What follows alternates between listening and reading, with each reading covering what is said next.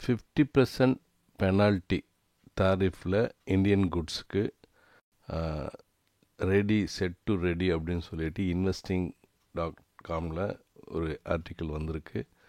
So market வந்து கொஞ்சம் கவனமாக தான் போகணும். எனி டைம் நியூஸ் வந்து மார்க்கெட்டுடைய இது சேஞ்ச் பண்ணலாம். நம்பர் 1. அப்புறம் ஆகஸ்ட் எக்ஸ்பைரி வந்து இன்றைக்கும் நாளைக்கு லீவு, நாளை கழிச்சியோட முடியுது.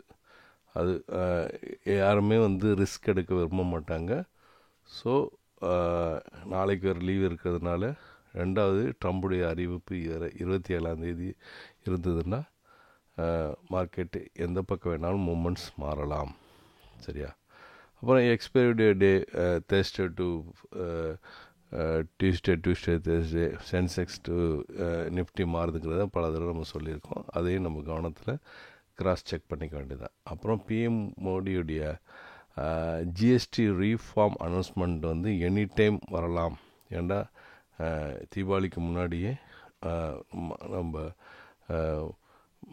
மக்களுக்கு அது அறிவிப்பு வரலான்னு அது ஒரு பாசிட்டிவ் நியூஸ் இருக்குது. அப்புறம் இந்தியா வந்து யூஎஸ்ஐ ஏறி அடிக்குதுன்னு சொல்லலாம்.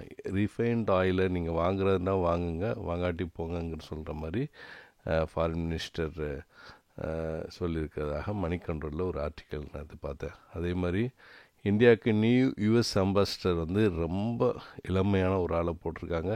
இவர் ஏற்கனவே எலான் மஸ்க்கும் ட்ரம்புக்கும் பிரச்சனையானது இவரும் ஒரு காரணங்கிற ஒரு கான்ஸ்பிரசி இருக்கிறதாக நான் ஒரு இதில் கேள்விப்பட்டேன். சரியா?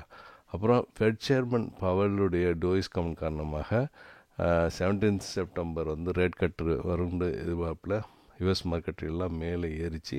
அதுக்கப்புறம் ப்ராஃபிட் புக்கிங் எல்லாமே லைஃப் டைம் ஹை பெரும்பாலும் வேர்ல்டு மார்க்கெட் இருந்து அப்புறமா ஒரு ப்ராஃபிட் புக்கிங் நடந்து இப்போ மார்க்கெட் எல்லாமே கொஞ்சம் மிக்ஸ்டாக தான் இருக்குது. அதை நம்ம இப்போ பார்ப்போம். எஃப்ஐஸ் நேற்று 2218க்கு மறுபடியும் செல்லிங் பண்ணி 30,000 கோடிக்கிட்ட வந்துட்டாங்க இந்த மாதத்தில். போன மாதத்தில் 47,000 கோடி. ஸோ எஃப்ஐஸ் வந்து செல் சைடு தான் இருக்கிறாங்கங்கிறது ஃபுல் கன்ஃபார்ம். அதே மாதிரி யூஎஸ்எக்ஸ் வந்து முந்தின நாள் 14% கிராஷ் ஆச்சு, அப்புறம் 7% அப் ஆச்சு. இன்றைக்கி 4% அப் ஆகி 14.79 அந்த 15 ரேஞ்சில் தான் போயிட்டுருக்கு. அதே மாதிரி ஐஎன்ஆர் வந்து கவலை அளிக்கிற மாதிரி தான் இருக்குது. அது லைஃப் டைம் 87.89 இப்போ வந்து 87.69 போயிட்டுருக்கு. எல்லாமே ட்ரம்புடைய தாரிஃப் இந்த பிரச்சனை முடிவுக்கு வந்துட்டால் இப்போ ஓரளவு ஸ்டெபிளைஸ் ஆகணும்னு நம்புவோம். அதே மாதிரி நிஃப்டி நேற்று வந்து 25 கீழே க்ளோஸ் ஆச்சு. 24,967 ஒரு சைக்காலஜிக்கலாக 25,000ங்கிறது ஒரு ஸ்ட்ராங்கான ரெசிஸ்டன்ஸு. இன்றைக்கி அதை பிரேக் பண்ணிட்டு மேலே போகுமா இல்லை கீழே தள்ளப்படுமாங்கிறது கொஞ்ச நேரத்தில் நம்ம தெரிய வரும். சப்போர்ட் வந்து 24,850, ரெசிஸ்டன்ஸ் 25,000 சில்லற 25,000 வச்சுக்கலாமே. நேற்று ஐடி செக்டர் நல்ல பர்ஃபார்மன்ஸு.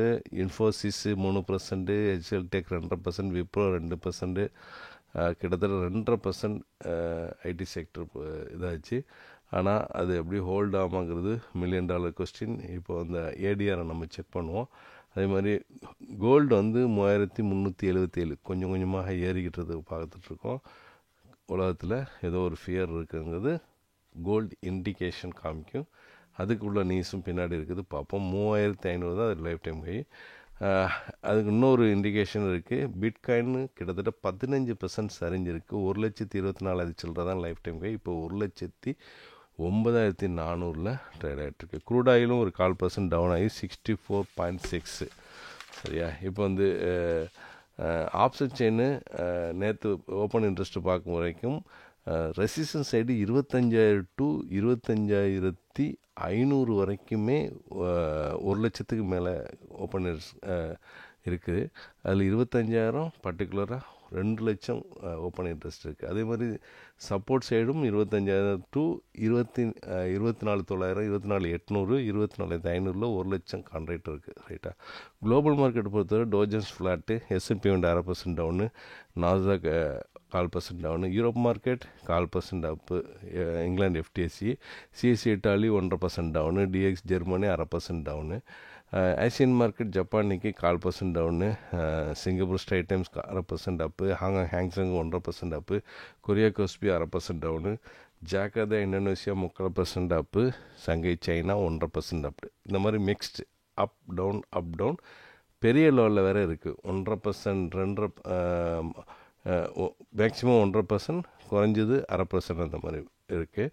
அதே மாதிரி ஏடிஆரை செக் பண்ணும்போது விப்ரோ வந்து 0.25% அப்பு, ஆஃப்டர் ஹவர்ஸில் 3/4% அப்பு, இன்ஃபோசிஸ் ஃப்ளாட்டு 0.25% அப்பு, ஹெச்டிஎஃப்சி வந்து 1.5% டவுனு, ஆஃப்டர் ஹவர்ஸில் 1.5% அப்பு, ஐசிஐசிஐ 1.25% டவுனு, ரிலையன்ஸ் டிஆர்சி வந்து 0.25% டவுனு. சரியா? சில நியூஸஸ் பார்த்துட்டு டெக்னிக்கலாக பார்த்துட்டு அதுக்கப்புறம் என்ன நடக்கலாங்கிறது நம்ம பார்த்துடலாம். நியூஸை பொறுத்தவரை அந்த சேட்டலைட் ஸ்பெக்ட்ரம் வந்து ஸ்டில் அண்டர் டிஸ்கஷன்.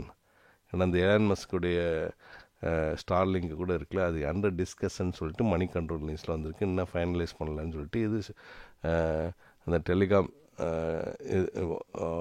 ஸ்டாக்கை வந்து வாட்ச் பண்ண வேண்டியிருக்கும். அதே மாதிரி ட்ரம்ப் அகெயின் வந்து இந்தியா பாகிஸ்தான் சீஸ்ஃபயர் நான் தான் பண்ணேன் அப்படிங்கிறது கிளைம் பண்ணியிருக்காரு நேற்று ஸ்பீச் கூட. அப்புறம் வந்து ட்ரம்ப் வந்து Fed governor, one of the Fed governor யூஎஸ்ஏடைய, அவங்க வந்து லிசா குக்ங்கிறவங்கள வந்து எடுத்திருக்காரு. எஃபெக்ட் இமிடியேட்லி சொல்லியிருக்காங்க. இது டைம்ஸ் நவுல வந்திருக்குது. ரைட்டா? ட்ரம்ப் எதையும் செய்வாங்கிறதுக்கு இது ஒரு நியூஸ். ரைட்டா? Trump threaten new China tariff over the magnets. அதாவது மேக்னெட்டுக்கு வந்து நான் புதுசாக தாரிஃப் போடுவேன், நீங்கள் பிரச்சனை பண்ணாண்டு அல்ஜசீராவில் அந்த நியூஸ் வந்திருக்கு. ட்ரம்ப் வந்து இது அந்த தாரிஃப் விஷயத்தை விரைவில் முடிவெடுப்பார். ரெண்டாவது, நம்ம பிஎம் வந்து சைனா, ஜப்பான் இந்த இடங்கள்லாம் சுற்றுப்பயணம் பண்ணது மாதிரி ட்ரம்ப் வந்து விரைவில் சைனாவுக்கு சுற்றுப்பயணம் போகிறதாக என்டிடிவியில் ஒரு நியூஸ் வந்திருக்கு.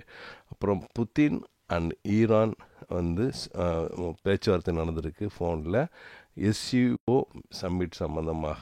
மற்ற ஏற்கனவே நியூக்ளியர் இது விஷயமாக யூஎஸ் கூட கரெக்டான இது இல்லை, அதை பற்றி பேசிக்கலாம். இனிஷியேட்டிவில் இது வந்திருக்கு. அப்புறம் இஸ்ரேலில் வந்து ஏமனில் வந்து ஏமன் கேபிட்டலில் ஹியூஜ் ஃபயர் ஹூதிஸ் தாக்கப்பட்டதாக மின்ட்டு, டைம்ஸ் ஆஃப் இந்தியா இதில் வந்திருக்குது.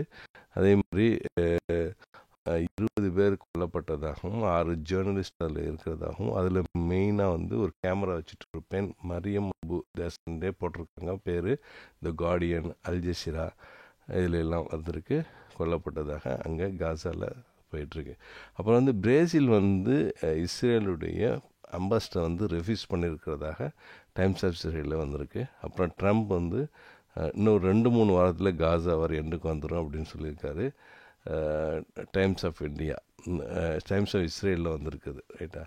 அப்புறம் நோ பிளேஸ் டு சேஃப், இந்த கார்டியனில் வந்திருக்கு காசா சிட்டியில். சரி, நம்ம டெக்னிக்கலாக வந்துடுவோம். 50 மூவாஜி கீழே க்ளோஸ் வச்சுருக்கு, 25,000ங்கிற சைக்காலஜிக்கல் ஃபிகர்களுக்கும் கீழே க்ளோஸ் வச்சுருக்கு. குளோபலாக மிக்சடாக தான் இருக்குது, அப் அண்ட் டவுனு. இந்த சூழ்நிலையில் என்ன நடக்கலாம் பார்த்தோம். குளோபல் மிக்ஸ்டு, நம்ம market mixed, technical mixed, FIs வந்து டவுன் சைடு நேற்று கூட விற்றுருக்குறாங்க. அப்புறம் நியூஸ் எல்லாமே மிக்ஸ்டு, அப் அண்ட் டவுனாக இருக்குது. உலகத்தில் வந்து ஒரு பீஸ் இல்லைங்கிற மாதிரி தான் போயிட்டுருக்கு. So again range market negative பயஸில், அதாவது எனி டைம் எனி நியூஸ் வந்து மார்க்கெட்டுடைய வே சேஞ்ச் பண்ணும்.